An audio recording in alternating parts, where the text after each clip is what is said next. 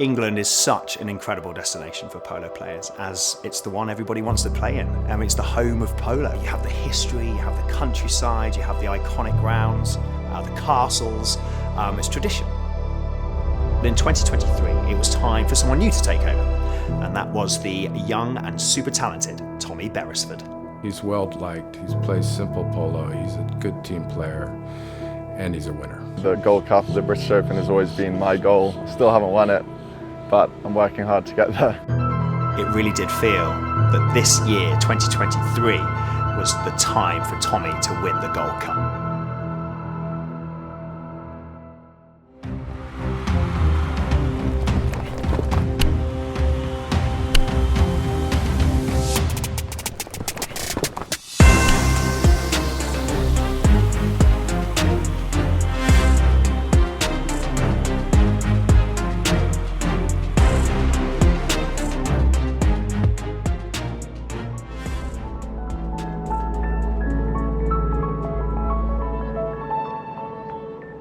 Once the winter polo season in America comes to a close, the whole polo world moves on. Highly competitive tournaments are played around the world. Now, there are over 80 countries that play polo, but there are 3 major stops on the global circuit: America, England, and Argentina. All of the teams, the horses, the players all move around the circuit to play in these major countries.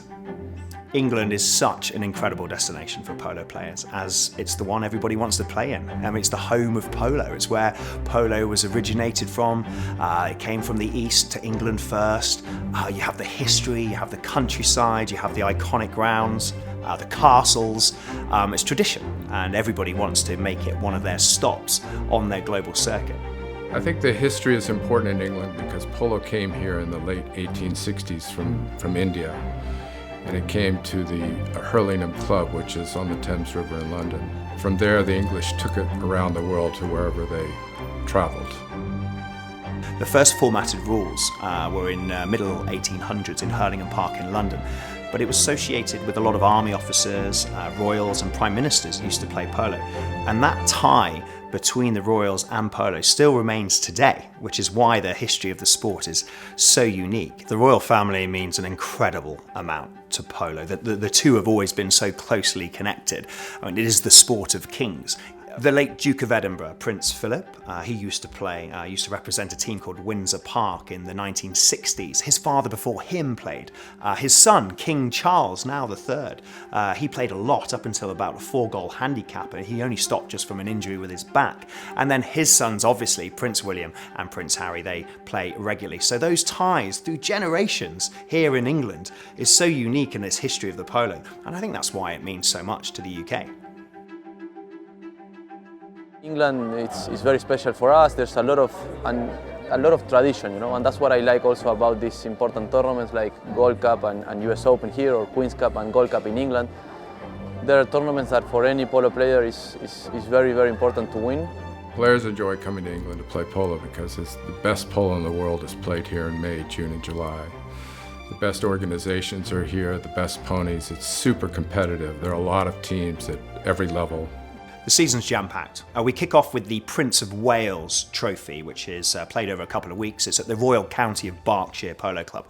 Really good high goal start to the season. Lots of horses players arriving from America, ready to start their season in this tournament. Then that's followed by the prestigious Queen's Cup, the Cartier Queen's Cup, held at Guards Polo Club, often associated with the late Her Majesty the Queen. She would be there handing out the trophy to the winning team. And then it's the big one, the British Open, the Gold Cup. It's the British Open Championship for the Cowdrey Gold Cup, held at the beautiful English countryside setting of Cowdrey Park Polo Club. There are many other tournaments going on, low, medium, high goal, but it's so impressive how in such a short space of time we managed to jam-pack all of this polo into 4 months.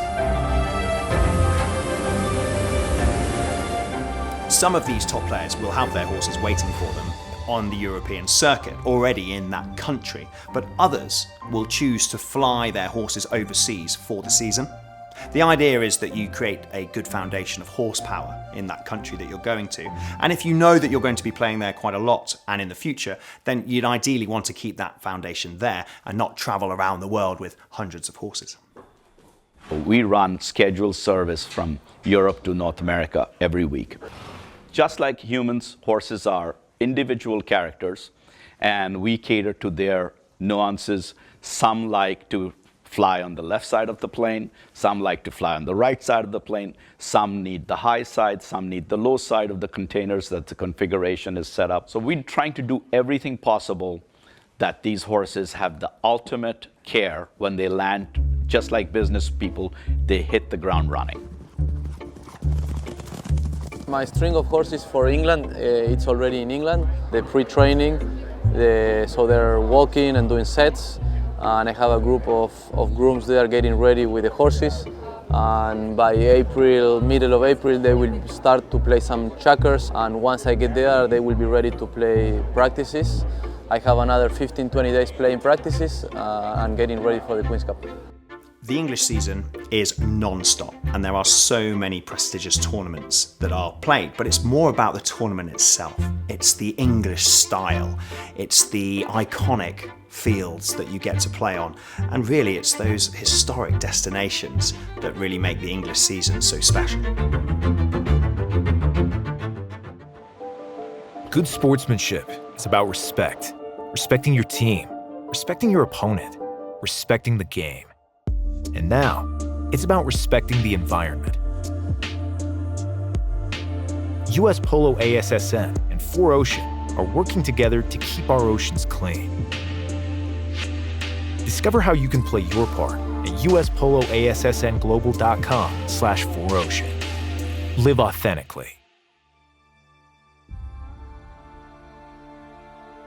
Guards Polo Club is one of the most famous polo clubs in the world. It's one of the largest in Europe in terms of membership, but also in the number of grounds that it has to offer and the quality of those grounds. It was founded in 1955 by the late His Royal Highness the Duke of Edinburgh, Prince Philip. Its location is unrivaled. It's so close to London, yet it's in the middle of the most beautiful Windsor Great Park, which is some of the finest English countryside you could ever be in. And the backdrop, well, the royal residence, the huge Windsor Castle, is literally a stone's throw. You can see some of the sides of the castle whilst you're playing polo. You're that close. Guards Polo Club is home to one of the most sought-after prestigious trophies in the world, the Queen's Cup, or the Cartier Queen's Cup as it's known. Now this attracts some of the finest horses around the world, the top high goal organisations, and traditionally Her Majesty the Queen would come and watch and present the winning team the Queen's Cup. You can't get any more English than that. Can you imagine having the chance to play on the number one ground, it's called the Queen's Ground, in front of Her Majesty the Queen of England, and you win the polo match and you are presented this amazing trophy? That's something very special. Another meaningful tournament at Guards Polo Club is the Royal Charity Cup, hosted by Outsourcing Inc.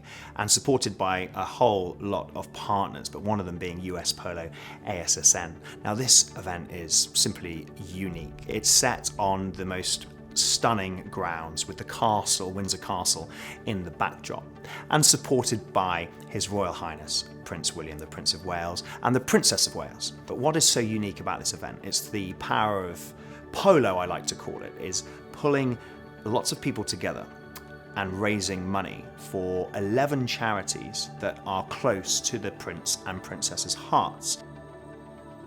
Everyone's just excited to be there, and you're there for a great cause. You're raising money for so many well-deserving charities, and it was one of the best polo events, sporting events I've ever been to. Now is Prince William, here he comes. This is our 5th year to be the official apparel sponsor, and Prince William was our team captain and played on the US Polo ASSN team. He scored a couple of good goals. He plays the number 4 position very well. This event literally, it changes lives. And this year we raised over £1 million in one day just by having His Royal Highness play polo. Polo's always been in their DNA, and I feel like giving back and philanthropy's always been in their DNA as well. So the two just kind of organically mesh together. We're incredibly grateful and honoured to be part of this amazing charity day.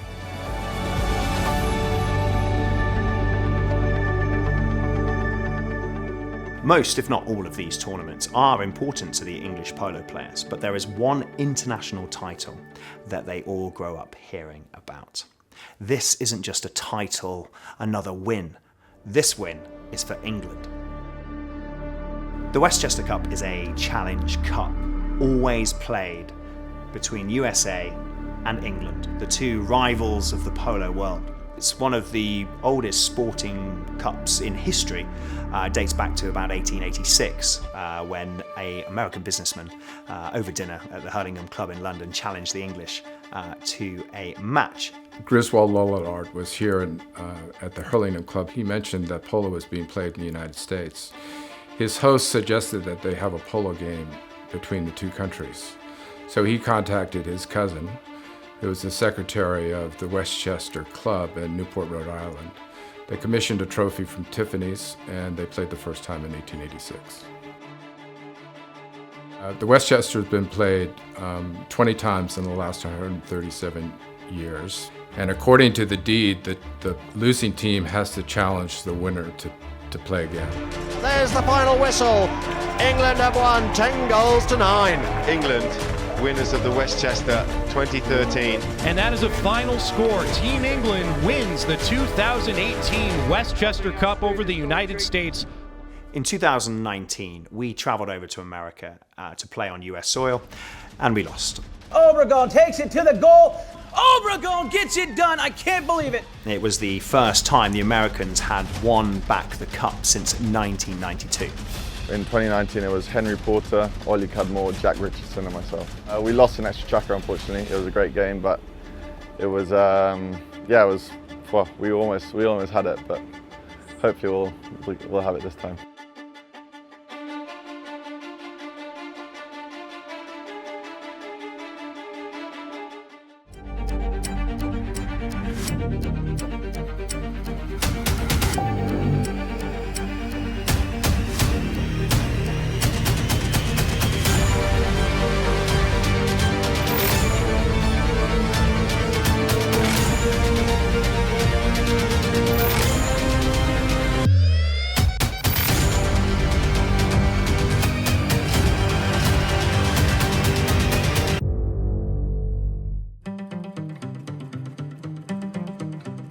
In 2023, we travelled over to American soil once again to play with a very experienced England team. James Byme was playing in the number 1 position, which he knows so well. Mark Tomlinson in the number 2 position. Max Charlton played at number 3. And then at the back in the number 4, the great defence player, Tommy Beresford. We know each other well. We know how to play a decent style of polo. So if we piece all that together, hopefully we can put on a good show and get a good result. I mean, the prestige of the whole thing, the cup goes back 140 odd years. It's a real massive part of polo history, so I'm very proud to be a part of that. James Byme has won 3 Westchester Cups and all as captain, but in 2023 it was time for someone new to take over, and that was the young and super talented Tommy Beresford. At number 4 for England, the captaining his first English international event is Tommy Beresford, really talented 7-goal player. It's the first match I'm going to be captain. It's nice obviously playing with James and with Mark, who have played so many of these games. And yeah, I think it's a responsibility, and I'm looking forward to kind of hopefully putting on a good representation of myself, and hopefully many more years to come. Tommy Beresford at back is probably one of the best backs in the world. First of all, it's in his blood. A distant cousin of his, John Beresford, won the Westchester in 1900. His grandfather and uncle Patrick won the Gold Cup in 1966 and 68, playing with Prince Philip on the Windsor Park polo team. I've had a great upbringing in it, and had a lot of help within my own family, and then obviously tried to get advice and help from people along the way throughout my career. He's well liked. He plays simple polo. He's a good team player, and he's a winner.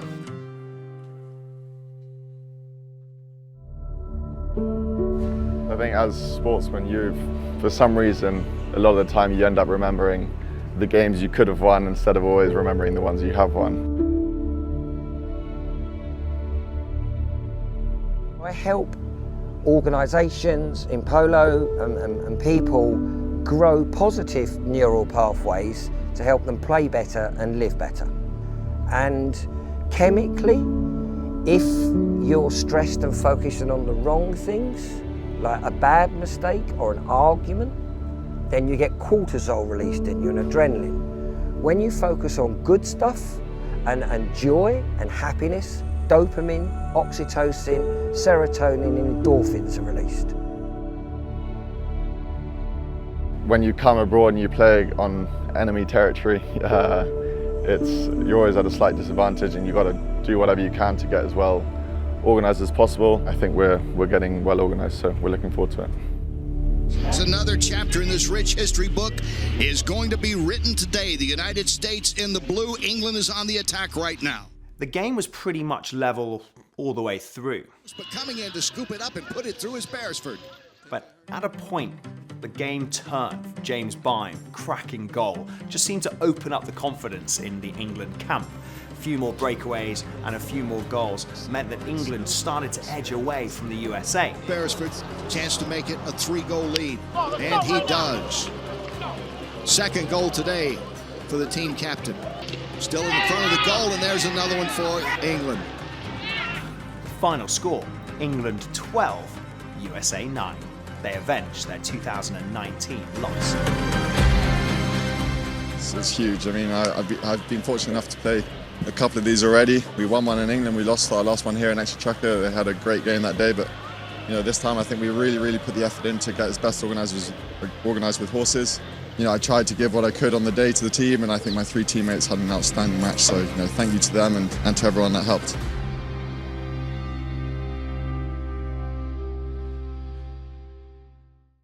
The Westchester Cup only happens every few years, but really the biggest tournament in the UK is the British Gold Cup. The Gold Cup of the British Open has always been my goal. Still haven't won it, but I'm working hard to get there.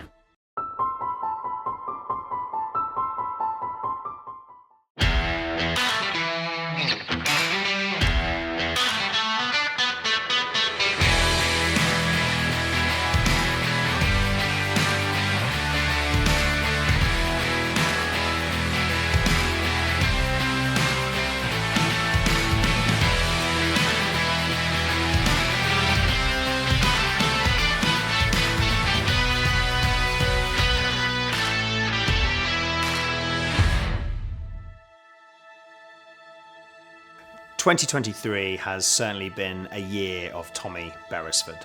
He has rapidly risen up the ranks in the last 6-7 years. He came off the back of a great win of the Westchester Cup on US soil, where he captained for the first time. He had a great season in Dubai, where he won the Gold Cup in Dubai with his team UAE, where he's been with for a few years, building his confidence. He then had a really good run in the Queen's Cup at Guards Polo Club, where the UAE team reached the semi-finals. So this boy is growing in confidence. He's only 27 years of age and polo running through his veins. He also plays so well off his 7-goal handicap and the number 4 position. He just owns that number so well and plays it brilliantly, possibly one of the best English number 4s I've seen in a long time. It really did feel that this year, 2023, was the time for Tommy to win the Gold Cup. The illustrious British Gold Cup is played every year in the heart of the Sussex countryside, the crown jewel of polo at Cowdrey Park Polo Club. It is one that everybody wants to win. It dates back to 1956, and there are some serious top names on that trophyware.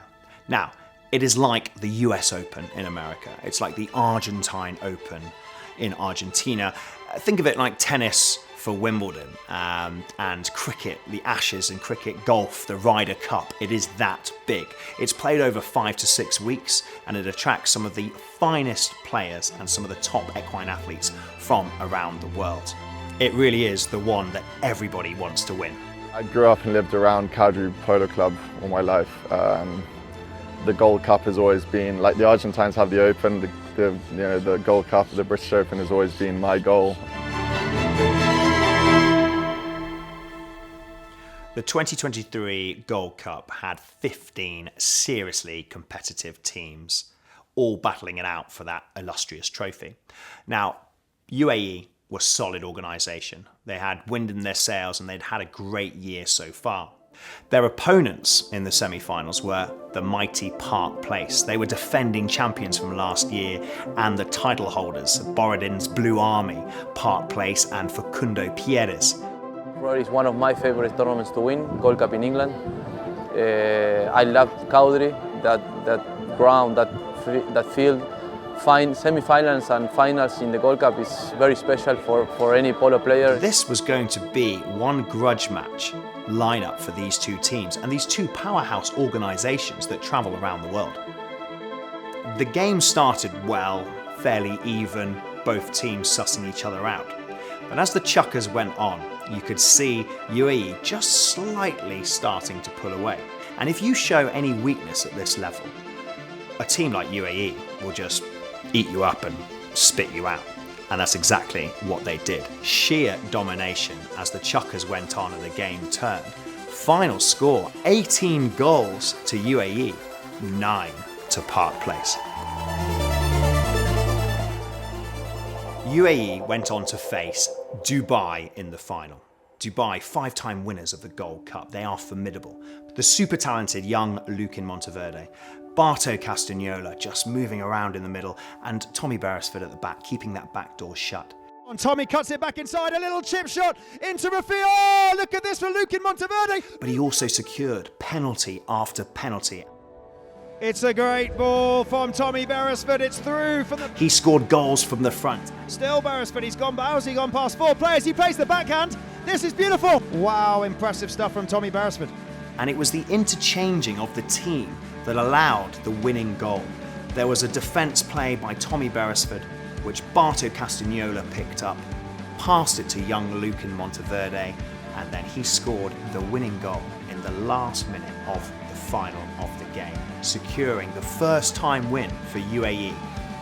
UAE have taken the British Open Polo Championship for the Cowdrey Gold Cup. I live 5 minutes from here, and this has always been my dream. And you know, I'd been lucky enough to win the Queen's Cup a couple of times, but I lost one of these finals, and I really didn't want to let this one slip. And so yeah, it's the dream come true. I think I am proud with the way I played. Obviously, it's a lot of emotion coming into these big games, and so you have kind of these negative thoughts that come into your head that you try and overcome. And luckily, once I get in the field, I know I trust in my ability and I trust in my team, and we're able to get the win. He has now just been moved, handicap, from 7 to 8 goals. The last time we had an English polo player move to 8 goals was in 2002. Thoroughly deserved, and I really do think that this young boy that has polo literally running through his veins could go all the way.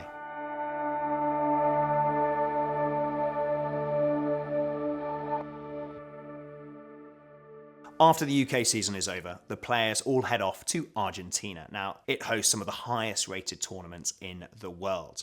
For some players, they are competing in Argentina for the first time, trying to prove themselves. But for others, they are returning home. My hometown is Argentina, and playing in Palermo, in those iconic fields like Field 1 in Palermo, Field 2 or Hurlingham or Tortugas. I'm really looking forward for it. I'm very, very motivated, and I really want that season to start right now.